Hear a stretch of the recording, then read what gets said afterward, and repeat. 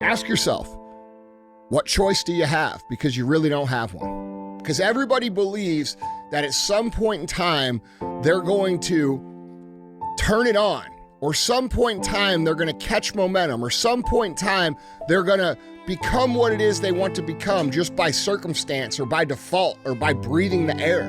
That's not what it takes, bro. People who think that get to the end of their life and they're like, I wasted my life. Okay, that's what they end up thinking. And there's really nothing worse than that. There's nothing worse than getting to the end of your life and saying, damn, dude, I didn't even really try. Your excuses will destroy you and take everything that you ever wanted from you if you let them. Self-discipline is everything. And if you don't have it, I don't look at you right, because I know you're capable of more. It's not discipline so much for me. It's all on you. It's all on you. The self part is what's big. We need someone to hold people accountable. That shit, man. That shit. We count on people too much to get us through shit.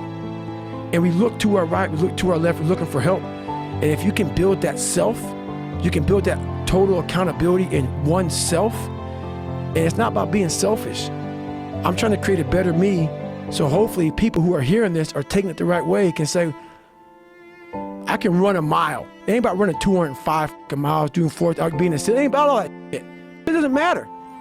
I want you to see how far you can go. And that's all it's about, yourself. I dare you to take a little pain. I dare you. You ain't gonna die. At the end of pain is success. You're not gonna die because you're feeling a little pain.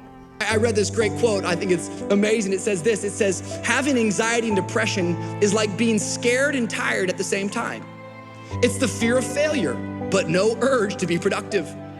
It's wanting friends, but hate socializing. It's wanting to be alone, but not wanting to be lonely. It's feeling everything at once, then feeling paralyzing numb. You're gonna have one great day for every 10 days that are hard. That's reality. And you're gonna have to learn how to operate when things get hard. That's it. If you're at a place in your life and you ain't happy with it, you have to change some things. You have to change this. This has to change. If you keep doing what you've been doing, you're gonna keep getting what you've been getting. It's okay to not be okay. It's just not okay to stay that way.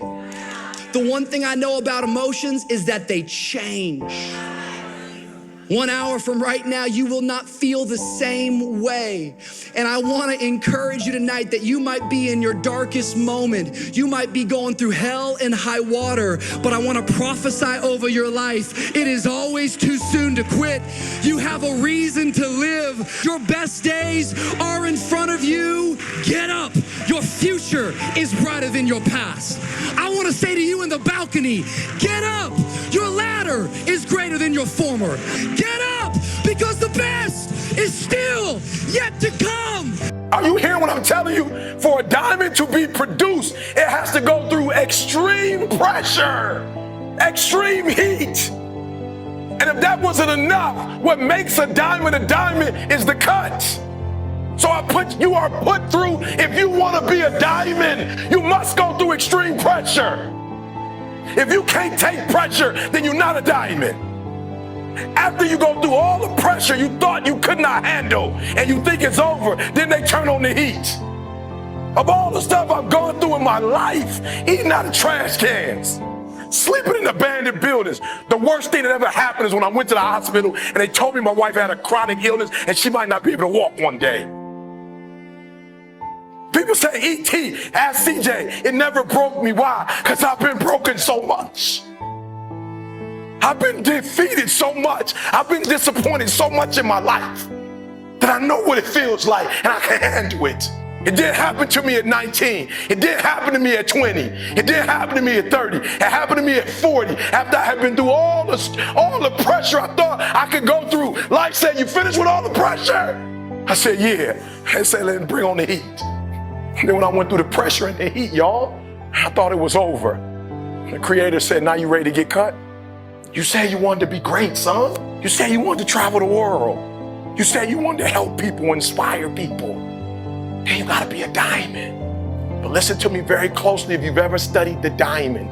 Once it goes through that type of pressure and it finally becomes a diamond, at that point you can't break it no more.